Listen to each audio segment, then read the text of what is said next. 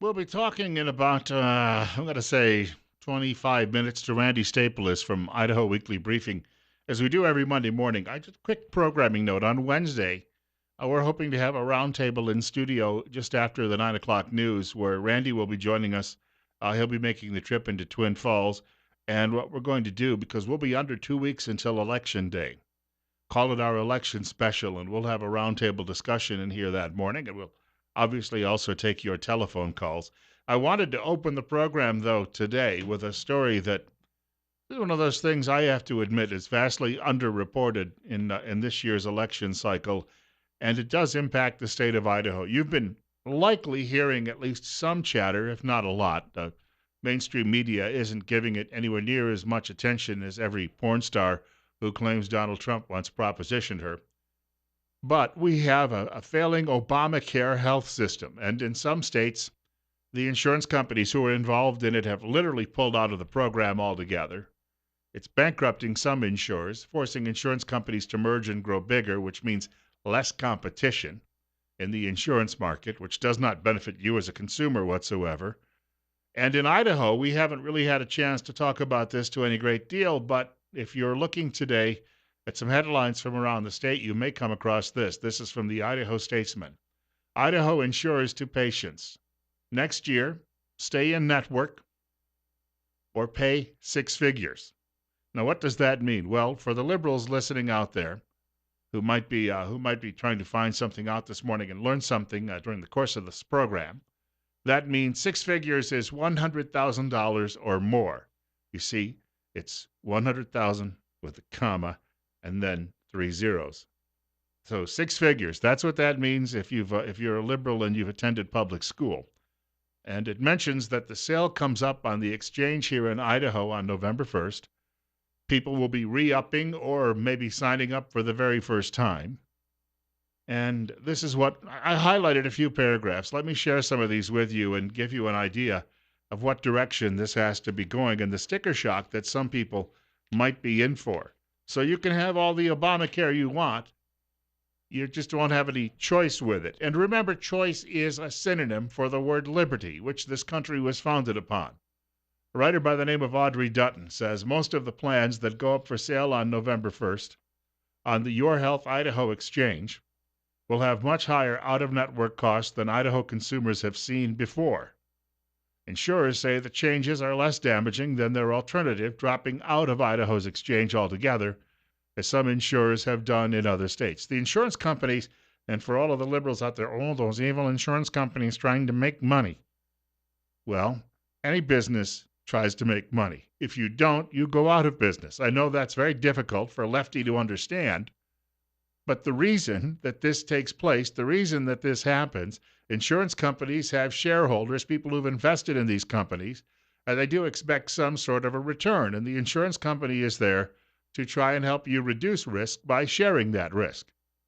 But in order to do that, they can't give insurance to everybody who's currently walking on the edge of death and ignore the younger people who would help pay the insurance premiums that would help cover everyone. And because of Obamacare, and it's small penalties for those people who don't want to get involved with it. And a lot of people the young people thought it was all going to be free, just like they want their free college. When it turned out it wasn't free, they opted out, which means the insurance companies have been covering mainly an older and unhealthier, by its nature, an older crowd is going to have more health problems, an unhealthier population, and the insurance companies are going belly up.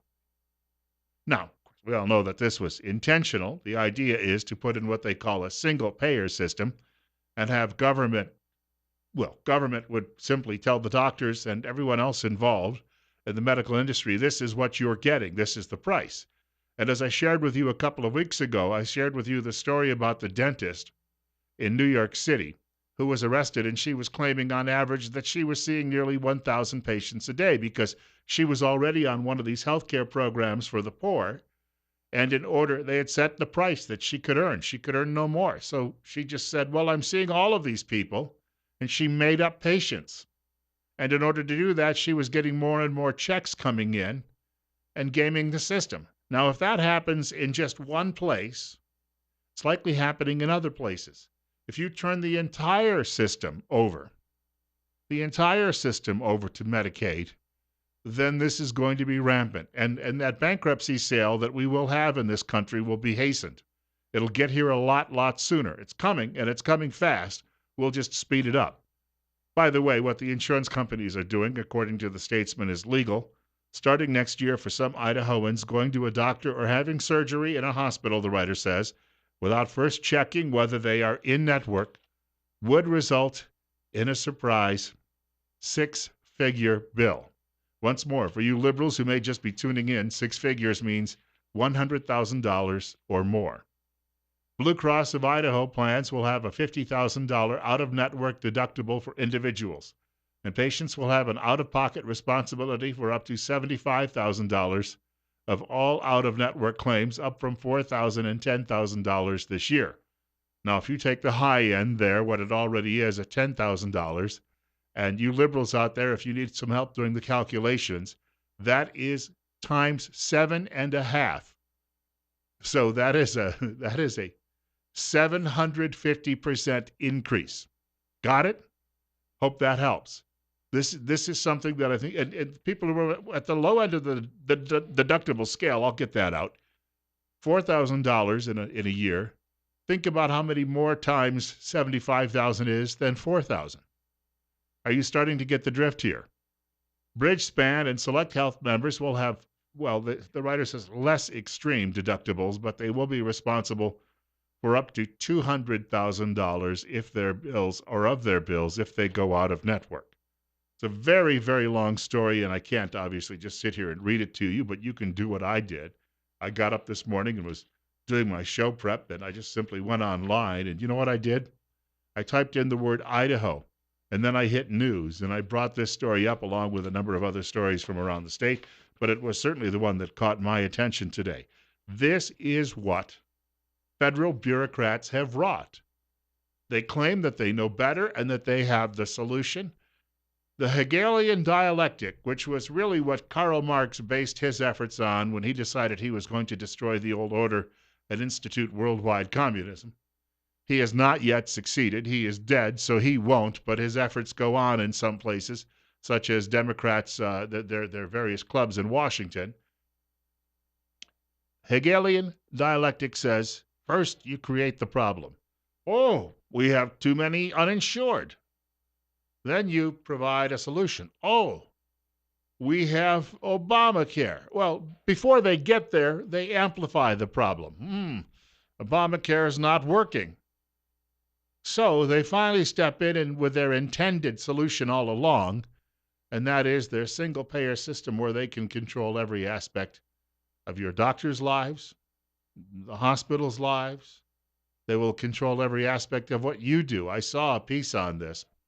It used to be called the Learning Channel. I don't think they call it that any longer, but I was watching a series of documentaries on that channel some years ago, and they were predicting what healthcare would look like in this country 50 years out if we continue down this path. And if you have bad behavior, you will be denied certain. They showed a young man, and it's supposed to be taking place in the 2050s, and this young man, he has an accident at home, and he ends up falling through a window. Well, meanwhile, when he sat down on the potty in the morning before he had his accident, sensors in his toilet registered, well, how shall we put this? I know some of you are eating breakfast. All right, well, let's just say it. When he peed, sensors in his toilet revealed that he had been out with friends the night before and had actually imbibed with a few beers. So because he fell out the window, he was sober by then, but because he had actually been drinking the night before, and the health insurance people will say that's bad for your health, the government will say it's bad for your health. In the documentary, he was denied care because of his bad behavior the night before.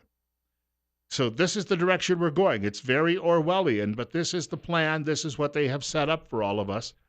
And the liberals, not only in Washington, but here in the state of Idaho, they believe they know best for you. They're going to dictate what's good for you. Well, I guess if that kid in the documentary had actually been drinking wine, that would have been okay. Because, see, liberals think that's okay. They think marijuana is good for you, cigarettes are bad. Beer, whiskey would be bad for you. Wine would be good because it's what they like to sip while they chew on a little brie and talk about how they can control your lives. Speaking of liberals, one has to be very disappointed on the local level. This comes from the Magic Valley Times News. Did you see this yesterday? Political endorsements, I don't believe, matter a hill of beans any longer. And I'm telling you that because when I was doing talk radio in the very early days of my talk radio career, I used to tell people, you need to vote for so and so. And then even many of the people in my listening audience, they would decide, no, I'm not voting for that person. And they would vote for someone else. They may like what I have to say sometimes they don't. But no one out there likes to be instructed on how they're going to vote. On the other hand, an endorsement is something that allows you to really see into the mindset of the endorser. The Magic Valley Times News has endorsed Jack Johnson for Twin Falls County Commissioner. Now, they don't have any choice in the other commissioner race because there's only one candidate. Johnson is engaged in a three-way race. He's got an independent candidate who's got the proverbial snowball's chance at Hades of actually winning. And then he's going up against the very eloquent Jill Scheme, who is a Democrat and a very liberal Democrat, as I understand it. I didn't have a lot of exposure to her, but I sat in the studio with her for a couple of days. And I do hear your reactions as well. But the Times News, maybe this is a break with the past at that newspaper, because you remember there was an editor there, and he moved on to Illinois, I believe it was. And when I first came here, I was always shocked by the reactions to him on the air. People would call unsolicited and vent about what this guy was writing, even though the radio station is a very separate entity. Yeah, but I would still hear it when I was trying to talk about some of the topic. But I was very surprised that Johnson got the endorsement. I'm happy about it. I tend to agree that he has the skills that the skills and the familiarity with Twin Falls County. Two big things I think that are in his favor. Number one, he knows the area like the back of the back of your own hand. That's because, of course, he was patrolling the roads of this region for many, many years in law enforcement. Secondly, he's got that ranching background, so he understands the agricultural community perhaps better than most people. There's a mindset that, I had a friend, my best friend from school growing up, and he is a dairy farmer, and his family had been dairy farmers. My family had left the farm, but his family stuck to it. And he used to call it the farm mentality. And he used to say it is something that is entirely different than anything else in a local culture. And I was gratified then to see this endorsement. But as I say, I think it tells you more about the mindset of the endorser than it actually does about the candidates. So it's a good sign when you've got folks in media who are seeing the light. Bill Colley with you this morning. As I mentioned, Randy Staples will be along in about 20 minutes from Idaho Weekly Briefing. You're listening to News Radio 1310 KLIX and newsradio1310.com and Top Story.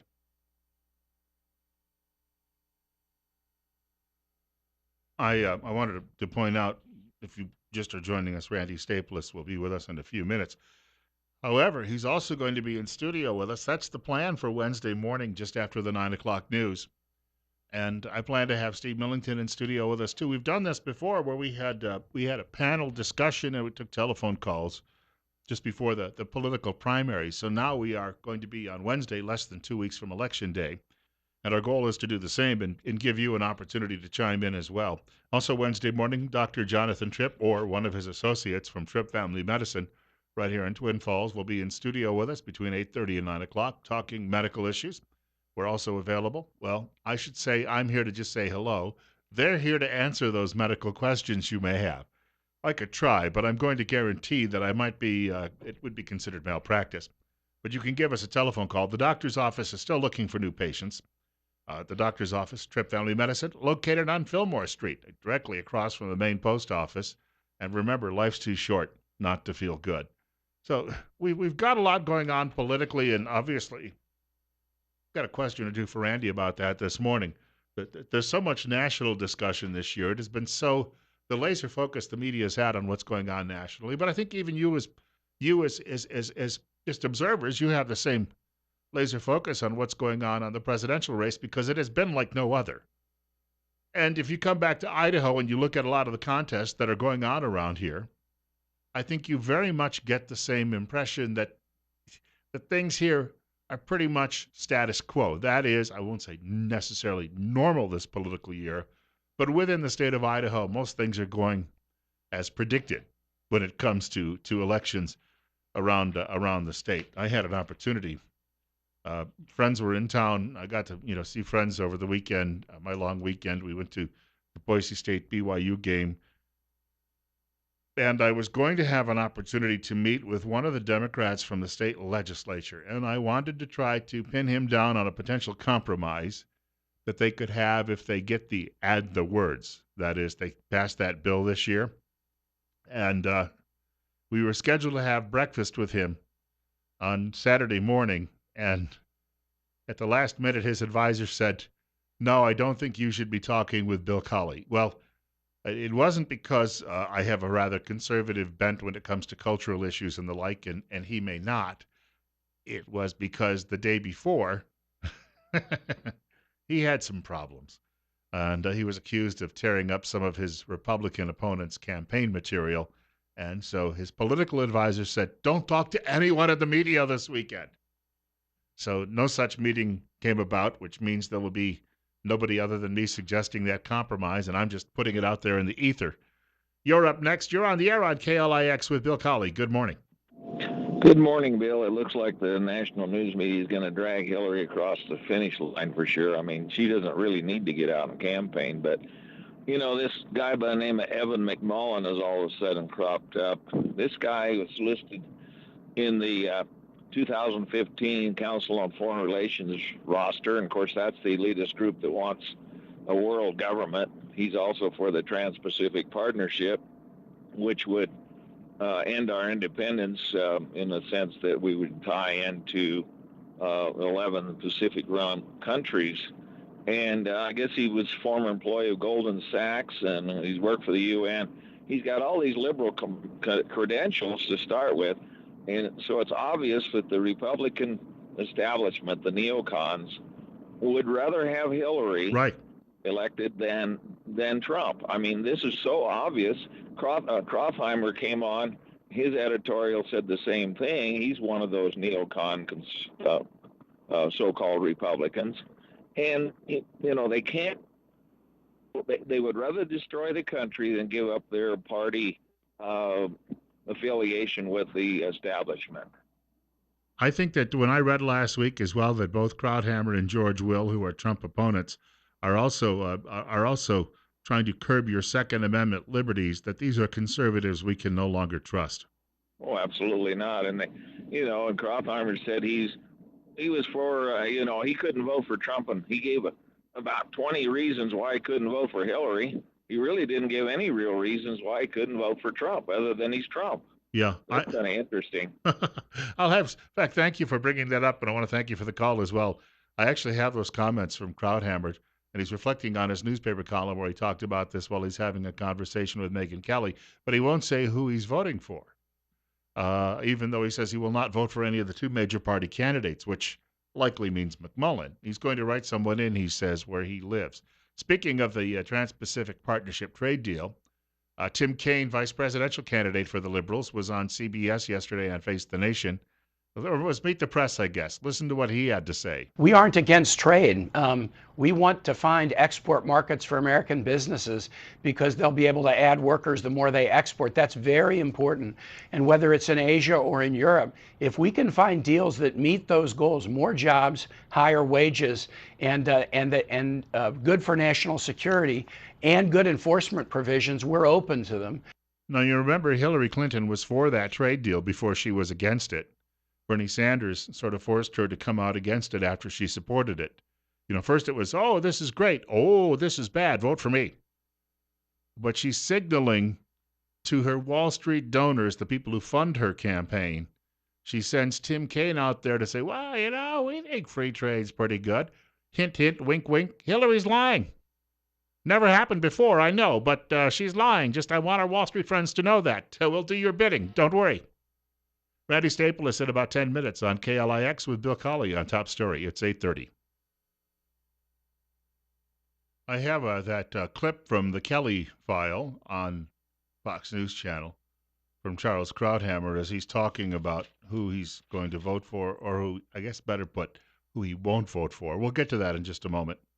Bill Colley with you on Top Story on News Radio 1310 KLIX, newsradio1310.com. Quickly, too, I had mentioned earlier that this Idaho Obamacare story has gotten very little media attention this year because we've just been so distracted by other things going on.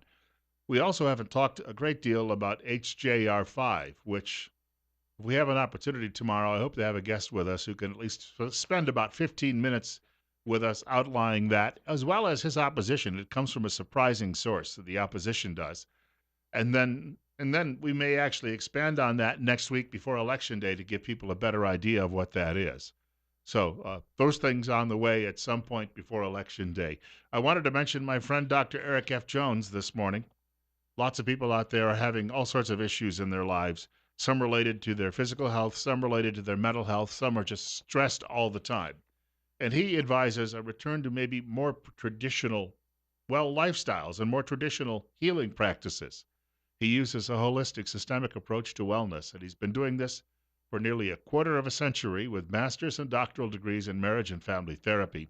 Dr. Eric F. Jones uses methods of alternative healing such as naturopathy, medicinal herbs, nutrition, sound waves, intellectual cognitive self-regulation, and naturopathy to help remedy and manage mental, emotional, physical, and spiritual challenges. He's currently accepting new patients with evening and Saturday appointments available. Telephone number 731-7178. And by the way, he's on Facebook too. You can find him at Eric F. Jones, PhD, Mental Health and Wellness Therapist, and that's Eric with a C. Dr. Charles Krauthammer appearing with Megyn Kelly on the Fox News Channel on the Kelly File, talking about why he won't be voting for either Hillary Clinton, well, we knew that much, or Donald Trump. Take a listen for a moment. But he will not commit to any names about who he'll choose otherwise. Look, it's a question of conscience. The fact is I cannot vote for Donald Trump. I thought that on the day he announced. I said it that night. I said on Special Report I didn't think he was even a serious candidate. I got that wrong about the fact that he wouldn't be a factor. But I think I got it right that he's unfit for the presidency, and I have never changed my mind on that. As to Hillary, the dilemma, I set it out in my column today in the Washington Post.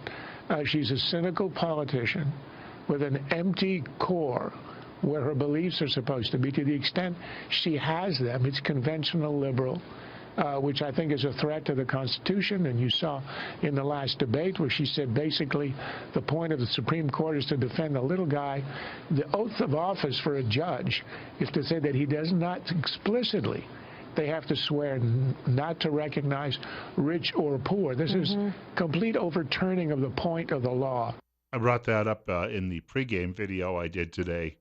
Hillary Clinton is suggesting that justices rule depending on your social status in life.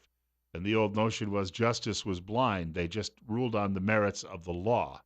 This is a very dangerous road this woman happens to be going down. But Krauthammer, pressed by Megyn Kelly, would not commit as to who he is going to write in as his choice for president of the United States. You know, the media covers Trump.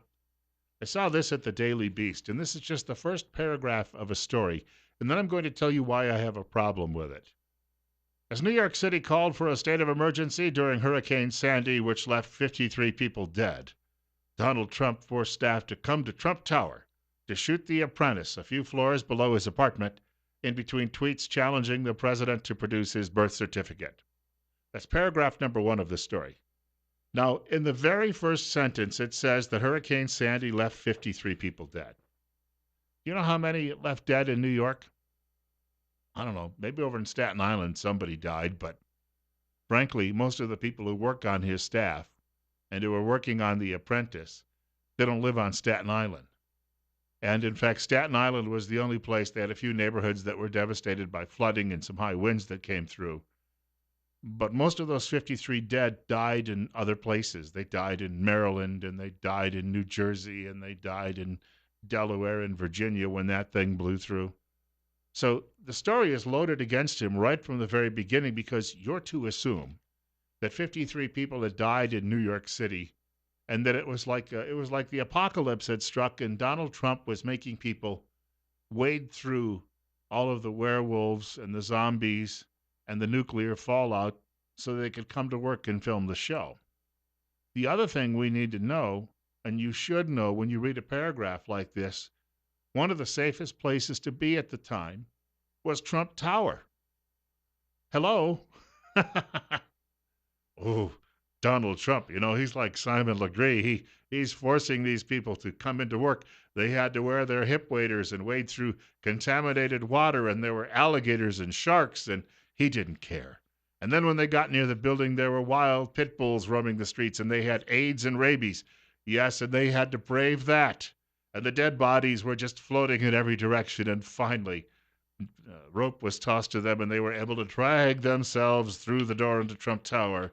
And then he got out a whip and he struck them multiple times and said, "Get back to work."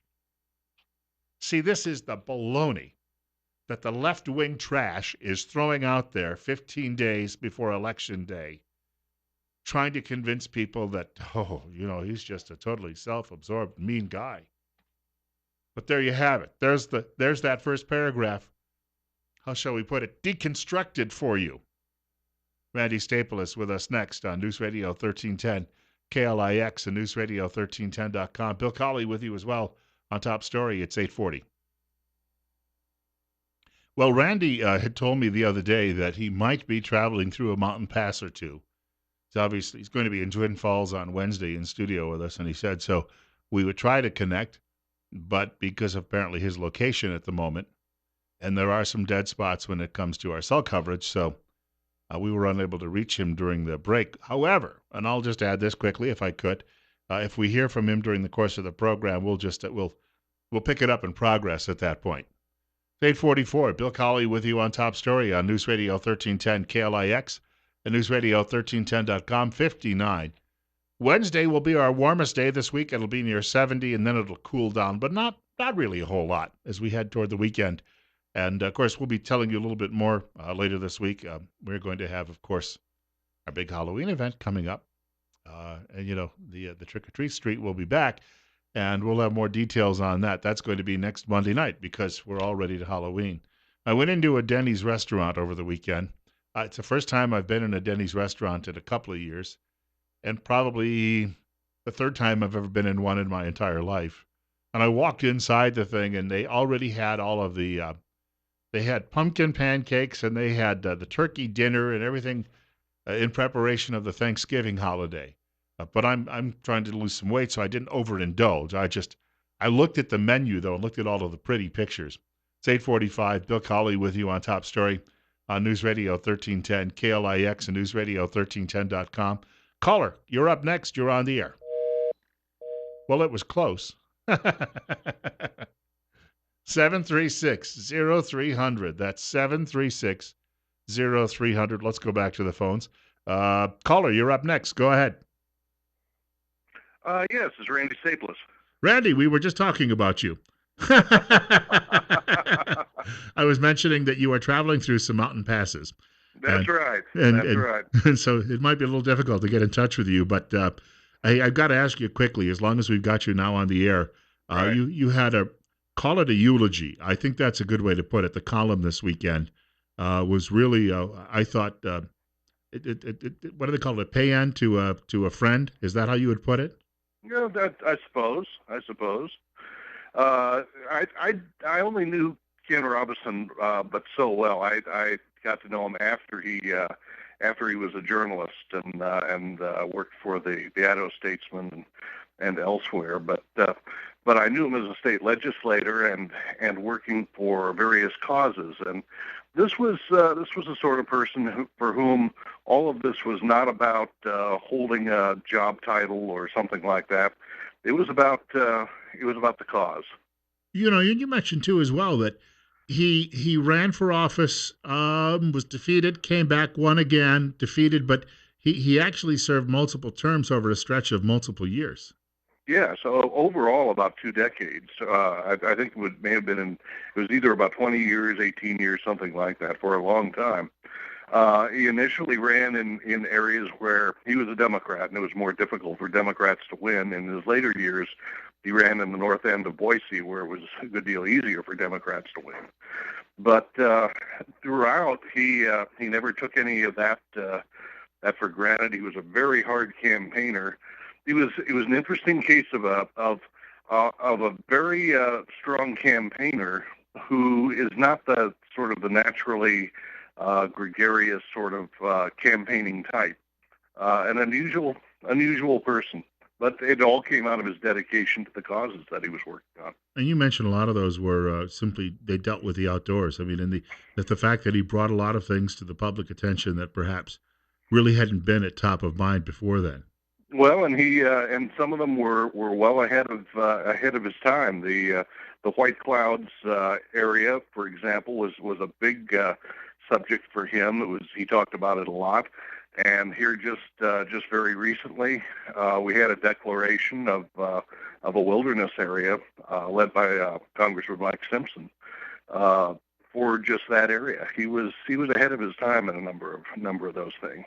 You commented as well in the briefing this week that we've had such a laser focus media wise on what's because obviously we've never seen anything like what we're seeing this year in the presidential contest, but we won't say to the detriment of state politics and local politics, but there hasn't been what you'd call the same type of excitement on the state or local levels this year. Not much of it anyway. I think that's true. I've watched several other states as well as Idaho.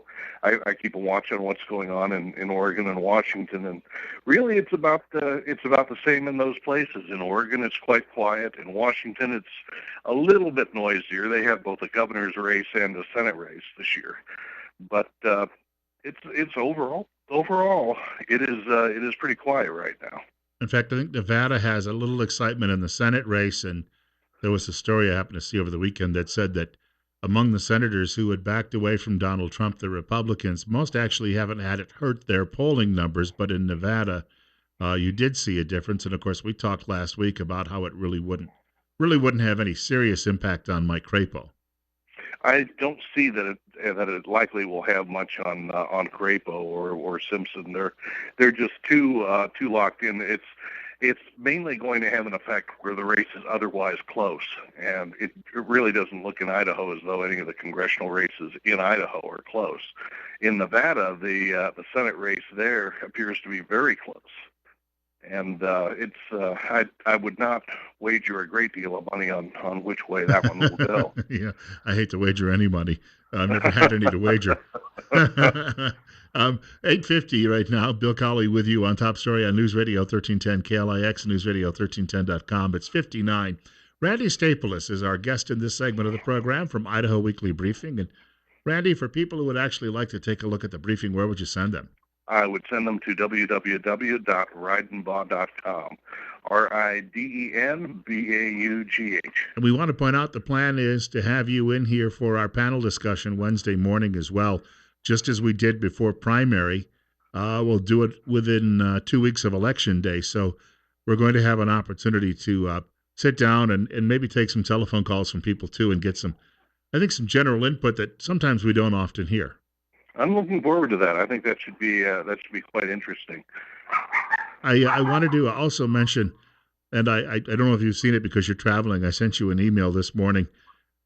Saturday, I was in Boise for a few days.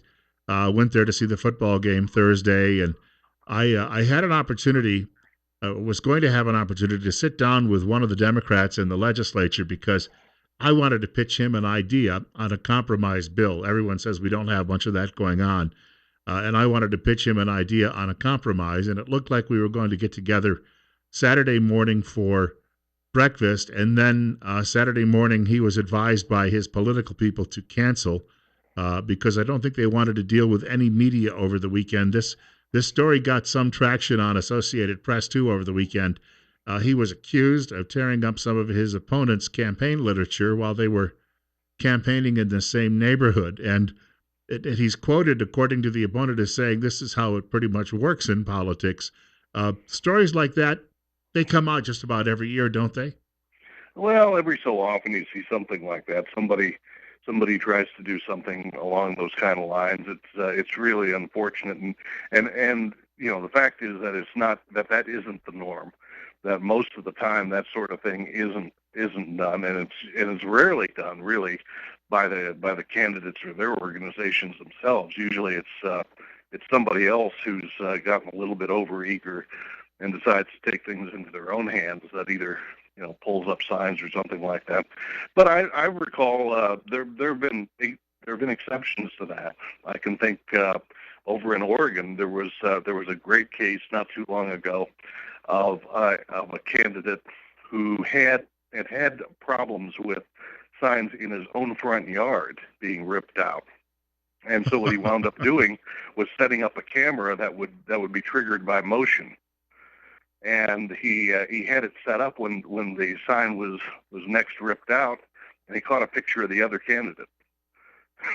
And at least it wasn't an in-law or someone like that you'd have to see more often. Well, in this particular case in the Boise area, it strikes me that he is in a fairly safe district, and we don't know all the details yet anyway. We only know what the opponent is claiming. But that sometimes someone in a safe district, 15 days out from Election Day, it gets shrugged off in about 10 days, and that it may not really have a whole heck of a lot of difference in the outcome. That's entirely possible, but it's probably not a real good idea to let this sort of thing fester either, because it becomes part of the discussion about that person over a period of time. If it actually did happen, if he or people under his supervision did something like this, then the best thing to do is to try to make good and apologize. They ought to. That sort of thing is not excusable, of course, no matter who does it. We have another controversy in northern Idaho where some of the Democrats are saying they're being intimidated. That the state legislator has said she's pretty much told the troops to call out the Republicans in name only, as they're known as the rhinos. But the Democrats say that this is actually an attempt to intimidate people who might have a difference of opinion. And controversy raging over that over the weekend. I noticed that Steve Yates put out a comment from the Republican Party and said that's a bit of a stretch. What's your take on that one? Well, and of course we're only seeing, some unsubstantiated comments here, so it's a little bit hard to be really definitive about what's actually happening. If the information is correct about what's happening up there, it could be a little bit of a scary situation for both, not just for the Democrats, who, according to the reports, have been kind of tracked and followed, and where intimidation tactics seem to be happening, but also with Republicans who aren't part of the group that's doing this. If assuming that the information is right, it's not a group. The more extreme group doesn't seem to be one that is ordinarily very comfortable with real normal democratic processes, and that's it can get to kind of scary points of scary situations, which some people are a little bit worried about happening around the country too. Yeah, and I would say that because we've seen such just a change in the demographics in that part of the state, that there's going to be some of these clashes, cultural clashes is what they really are, I think, more than anything political. Yeah, it is. That's exactly right. I think that it comes out of cultural issues as much as it does political. And of course, in about 2.5 weeks, all of this stuff will just seemingly go away, and we'll have, I would call it, a period of peaceful coexistence. Or do you see that maybe following this election this year that I think we lost Randy on the other end of the line, and don't know if we'll get him back before the end of the half hour. But just a quick note. Remember, he's traveling through some mountain ranges this morning while he's actually talking with us. But I think that you could specifically say that what we'll have going on and following Election Day, it all comes down to this: if people feel betrayed, especially with a national election, then I think they're going to feel some sort of sense of betrayal for a long, long time, and that's going to make it mightily difficult for people to sometimes get along with their neighbors who have a different political attitude. Tell you what we'll do. We'll talk to Randy more extensively on Wednesday morning when he joins us in the studio. And, of course, we expect to have Steve Millington with us as well, the Twin Falls County Republican Party chairman. And Steve is scheduled to join us tomorrow on the program as well, between 8:30 and 9 o'clock. So I hope that you can stick around for that, because we'll have a lot of discussion. And as I say, it's a roundtable discussion on Wednesday morning, and we invite you to participate too as well, because we're looking to try to get as many opinions as we can as we head toward Election Day, and yours are just as valuable as all of We Talking Heads. You got to look at it that way. Your vote counts as much as mine. Quickly, too, I wanted to mention we had some chilly weather in some spots over the weekend. If you were caught off guard by that and you found that your furnace was perhaps not performing at peak efficiency or wasn't performing at all, you need to urgently call the good folks, the pros at Ramsey Heating and Electric. The team at Ramsey's will make sure the job is corrected. They'll do it right, and do it right the first time. Problem-free, cozy winters are found at Ramsey Heating and Electric, 2600 Overland Avenue in Burley. Telephone number 678-0459. That's Ramsey Heating and Electric, where they sell warm winters and cool summers.